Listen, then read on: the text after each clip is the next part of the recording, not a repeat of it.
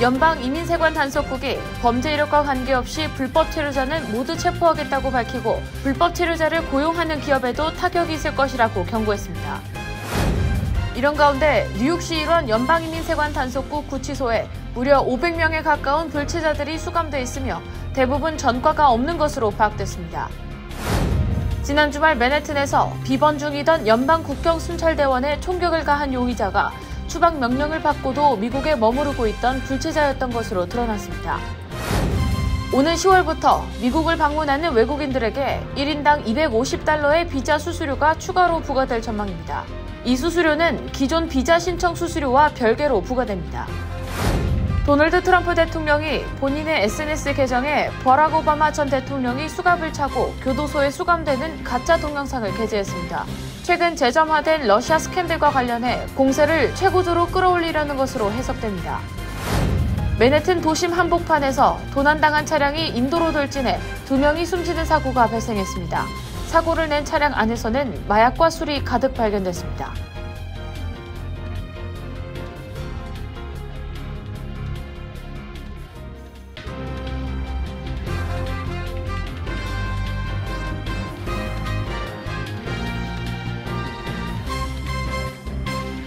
시청자 여러분 안녕하십니까? KBTV 뉴스9 전상입니다.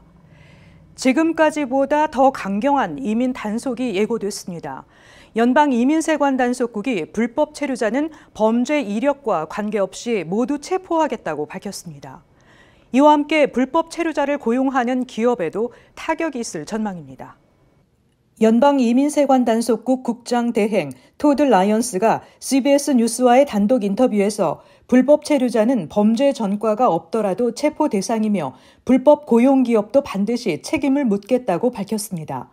라이언스 국장은 ICE가 제한된 자원을 범죄 전력자 우선 체포에 집중하고 있지만 체포 작전 과정에서 발견된 비범죄자, 불법 체류자도 함께 구금할 것이라고 강조했습니다.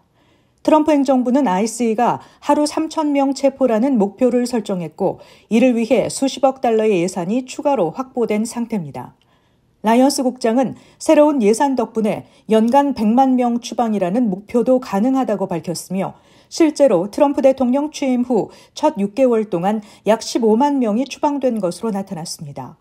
한편 ICE는 망명 심리 중인 이민자, 법원 출석자, 작업장 단속 등 다양한 방식으로 불법 체류자를 체포하면서 전국 곳곳에서 논란과 반발을 사고 있습니다. ICE는 이와 함께 불법 체류자를 고용한 기업도 엄격히 단속하겠다는 방침입니다. 최근 ICE는 네브라스카 육류 가공 공장, 루이지애나 경마장, 캘리포니아 대마초 농장 등에서 수백 명의 불법 노동자를 체포했으며 일부 농장에서는 미성년자 10명을 포함한 300여 명을 구금했습니다.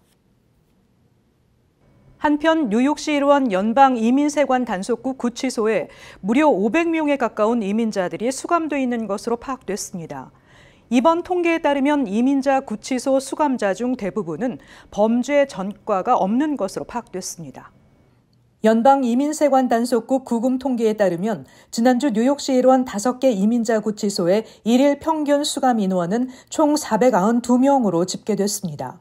구치소별 일일 평균 수감 인원은 뉴저지 엘리자베스 구치소가 276명으로 가장 많았고 이어서 뉴욕 오렌지 카운티 구치소 113명, 뉴저지 뉴악 델라니올 구치소 89명, 뉴욕 나소 카운티 구치소 10명, 브루클린 메트로폴리탄 구치소 4명 등입니다.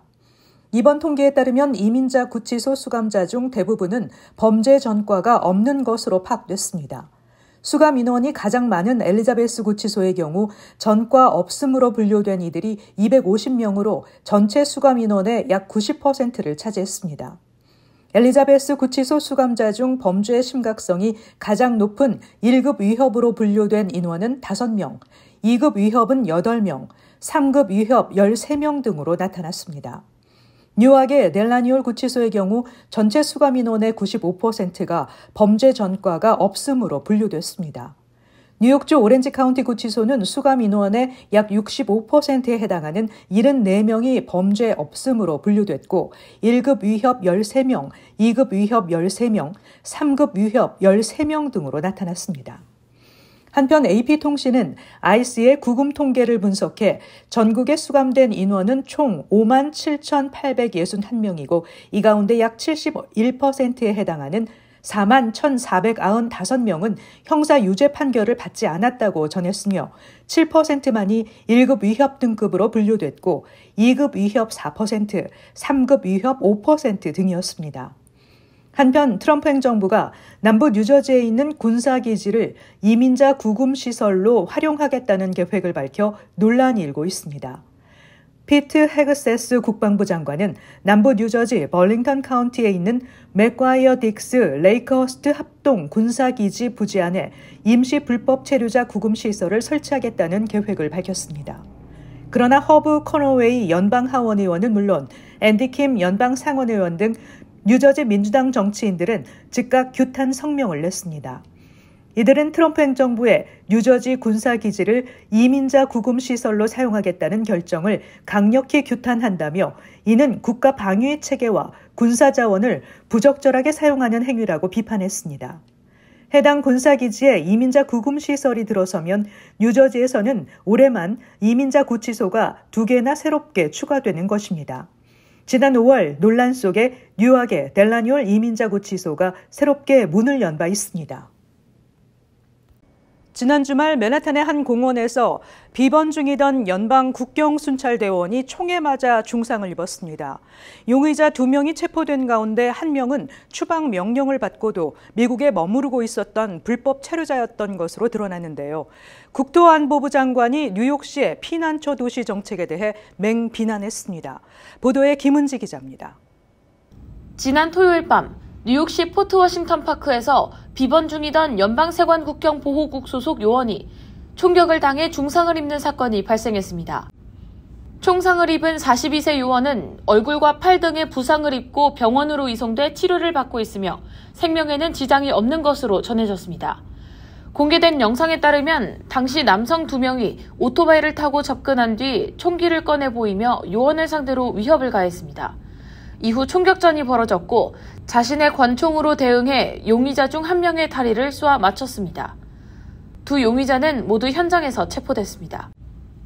수사 결과 이들 중 첫 번째 용의자 21세 미겔 모라는 도미니카 공화국 출신으로 이미 2년 전 추방 명령을 받았으나 계속해서 미국에 불법 체류해왔으며 강도, 폭행, 흉기 소지 등 과거 수차례 형사사건 전력이 있었던 것으로 밝혀졌습니다. 에릭 애담스 뉴욕시장은 일부 폭력 성향 불법 체류자들이 전체 이민자 사회에 오명을 씌우고 있다고 비판했습니다. 크리스티 놈 국토안보부 장관과 톰 호먼 국경수비대차르는 이 같은 사건은 이른바 피난처 도시 정책의 폐해를 보여준다며 뉴욕시 정부와 시의회를 강하게 비판했습니다. 또 뉴욕시가 연방이민 단속국과 협력하지 않고 있어 아이스 요원들이 체포된 용의자를 구치소에 인계받지 못해 거리를 다니며 추적해 체포해야 하는 상황이라며 이 같은 상황이 벌어진 것이 뉴욕시의 이민자 도시 정책 때문이라고 지적했습니다. 이어 더 많은 희생이 있기 전에 뉴욕시는 공공의 안전을 최우선으로 생각하고 행동해야 한다고 촉구했습니다. 이번 사건은 뉴욕시의 이민자 보호 정책과 공공안전 간의 충돌을 다시금 부각시키며 연방과 지방정부 간의 갈등이 본격화될 조짐을 보이고 있습니다. KBTV 뉴스 김은지입니다. 도널드 트럼프 대통령의 법안 시행에 따라 미국을 방문하는 외국인들에게 1인당 $250의 비자 수수료가 추가로 부과될 전망입니다. 이 수수료는 기존 비자 신청 수수료와 별개로 부과되는 것으로 오는 10월 시작되는 새 회계연도부터 실행될 것으로 예상되고 있습니다. 도널드 트럼프 대통령이 최근 서명한 하나의 크고 아름다운 법이 시행됨에 따라 비이민 비자 소지자 전원에게 $250의 비자 수수료가 추가로 부과될 전망입니다. 수수료는 비자 발급 시 부과되며 신청이 거부된 경우에는 징수되지 않습니다. 수수료 부과 대상은 관광비자, 유학비자, 취업비자, 교환 방문 비자 등이며 외교관 및 국제기구 비자는 제외됩니다. 이 수수료는 비자 조건을 지키고 비자 만료 후 5일 이내 미국을 출국하거나 신분 변경 없이 출국한 경우에는 환불 신청이 가능합니다. 다만 유학생이나 취업 비자처럼 장기 체류자는 환불까지 수년이 걸릴 수 있으며 비자 조건을 위반하면 돌려받을 수 없습니다. 또 기존 외국인 출입국 기록 수수료도 이번 법안으로 기존 $6에서 $24로 인상됐습니다. 새로운 수수료들이 더해지면 비자 신청 비용이 2배에서 3배까지 오를 수 있다는 게 전문가들의 분석입니다. 또한 영주권 신청 시 필요한 체류 신분 변경 수수료는 평균 $1,225에서 $1,500로 인상되며 지금까지 무료였던 망명 신청에도 연간 $100 수수료가 부과됩니다. 도널드 트럼프 대통령이 본인의 소셜미디어 SNS 계정에 버락 오바마 전 대통령이 수갑을 차고 교도소에 수감되는 가짜 동영상을 게재했습니다. 최근 오바마 행정부가 2016년 선거를 조작하려 했다는 전 국가정보국장의 주장에 트럼프 대통령이 지지하는 동시에 그 공세를 최고조로 끌어올리려는 생각으로 풀이됩니다. 김은지 기자의 보도입니다. 도널드 트럼프 대통령은 오늘 본인의 SNS 트루스 소셜에 45초 분량의 인공지능 AI가 생성한 영상을 게시했습니다. 영상은 AI로 제작된 딥페이크로 오바마 전 대통령 등 민주당 인사들이 등장해 누구도 법 위에 있지 않다고 반복해서 말하는 장면이 담겼습니다.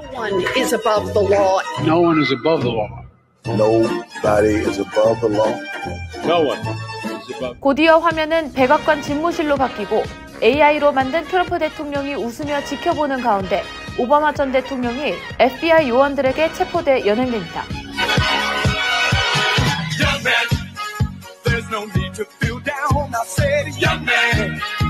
이후 주황색 죄수복을 입고 있는 버락 오바마 전 대통령이 감옥에 갇힌 모습으로 끝납니다. 배경음악으로는 트럼프 대통령 유세 현장에서 자주 쓰이는 노래 YMCA가 흐릅니다.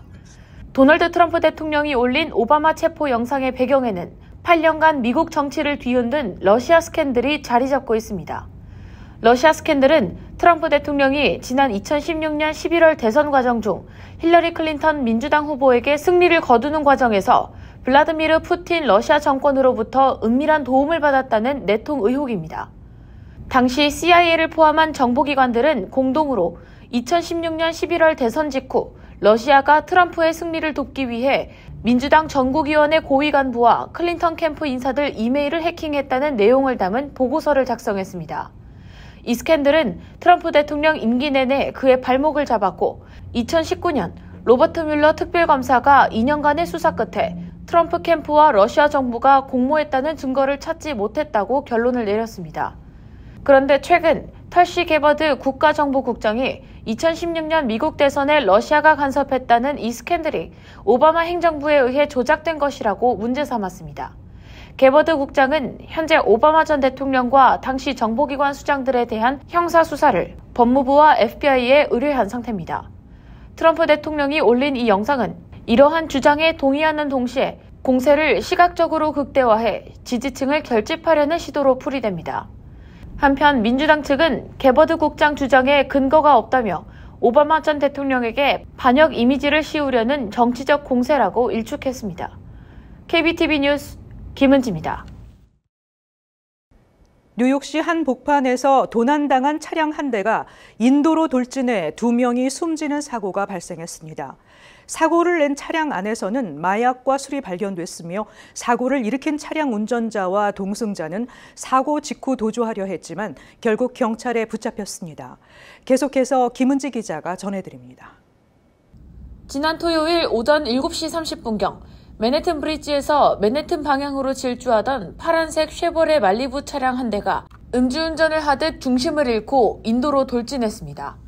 사고를 낸 차량은 먼저 자전거를 타고 가던 30대 남성을 치고 이어 인근 벤치에 앉아있던 63세 여성을 들이받았습니다. 두 피해자는 현장에서 모두 숨졌습니다. 이후 인근에 주차돼 있던 NYPD 벤 차량과 충돌해 완전히 파손되면서 멈췄습니다. 경찰에 따르면 해당 차량은 위스콘신주 번호판을 달고 있었으며 차량 내부에는 술병과 마리화나, 알약 형태의 마약 등이 가득했던 것으로 확인됐습니다. 운전자는 전날 23번째 생일을 맞은 여성이었으며 거의 의식을 잃은 상태로 체포됐습니다. 동승자인 22세 여성은 사고 직후 도주하려 했지만 곧바로 인근에서 체포됐습니다. You're not going anywhere. You just killed two people. You're not going anywhere. 경찰은 사고 차량이 렌터카로 확인됐으며 동승자가 지난달 스태튼 아일랜드에 소재한 렌터카 업체에서 차량을 대여한 뒤 약속된 6월 29일까지 반납하지 않아 17일 이상 연체된 상태였습니다. 업체는 이들이 연락이 닿지 않자 경찰에 차량 수배를 요청했던 것으로 전해졌습니다.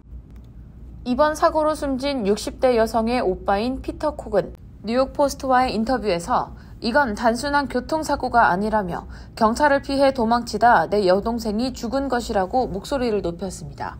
또 반드시 정의가 실현되길 바란다고 울분을 토했습니다. 그는 고인과 브루클린 부시빅에서 함께 살며 평소 차이나타운에서 교회와 지역사회를 위해 봉사를 해온 인물이었던 것으로 전해집니다. 한편 사고 낸 운전자와 동승자는 현재 벨뷰 병원에 입원 중이며 마약 복용 여부 확인을 위한 검사를 받고 있습니다. 두 용의자에 대한 정식 기소는 아직 이뤄지지 않은 상태입니다. 경찰은 사고 원인과 용의자들에 대한 혐의 파악을 위해 계속 수사를 이어가고 있습니다.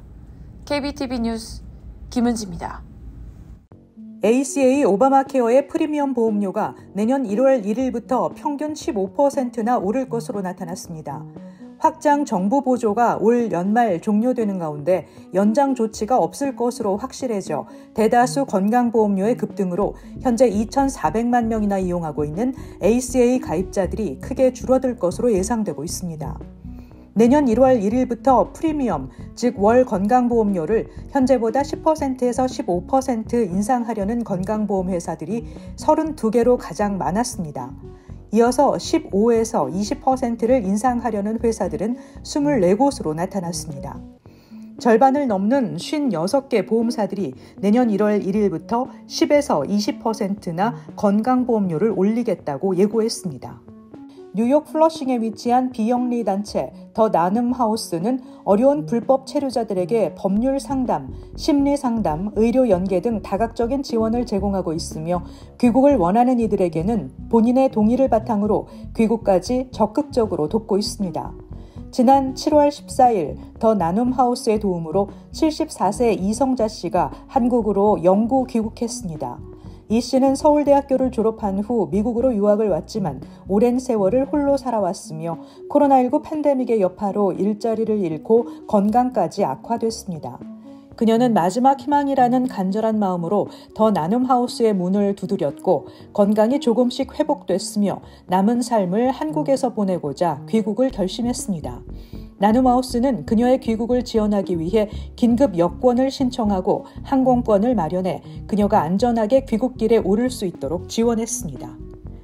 극한 기후가 전 세계적으로 식료품 가격의 단기적 급등을 몰고 온다는 연구 결과가 나왔습니다. 지난해 사상 가장 무더운 여름을 넘긴 뒤 한국에서는 배추값이 70% 올랐습니다. 폭염이 휩쓴 인도에서는 양파 가격이 2배 가까운 89% 치솟았습니다. 일본에서는 폭염이 덮치자 쌀값이 48% 올랐고 캘리포니아에서는 가뭄이 강타한 후 애리조나산 채소 가격이 80% 뛰었습니다. 또 지난해 유럽에서는 올리브 오일 가격이 50% 상승했습니다. 높은 기온이 장기적으로 식품 가격 전반에 인플레이션을 몰고 온다는 연구는 종전에도 많았지만 이 연구는 특정 품목의 경우 훨씬 더 가파른 단기 가격 급등을 겪는다는 점을 조명했습니다. 맨하탄에 위치한 자연사 박물관이 푸드 스탬프 수혜자들을 위한 무료 멤버십 프로그램을 마련했습니다. 카드 소지자는 자신 외 최대 4명의 방문객과 함께 자연사 박물관에 무료 입장할 수 있습니다. 매년 갱신이 가능한 디스커버리 멤버십 회원이 되면 40개가 넘는 자연사 박물관의 상설 전시홀을 무료로 오갈 수 있는 것은 물론 별도의 입장 티켓이 요구되는 유료 전시와 대형 스크린 영화도 방문당 1회 무료 관람할 수 있습니다.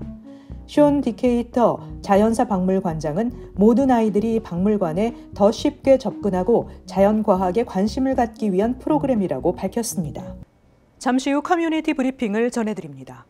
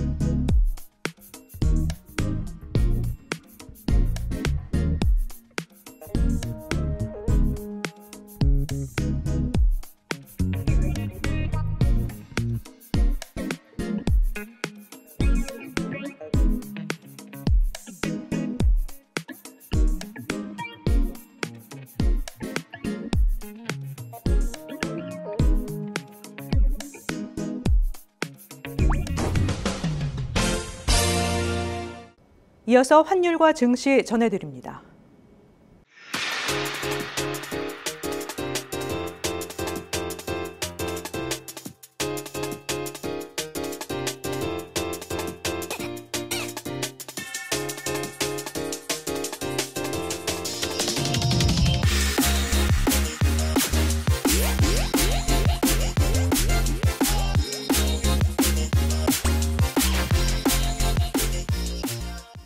잠시 후 뉴욕과 뉴저지 날씨 전해드립니다.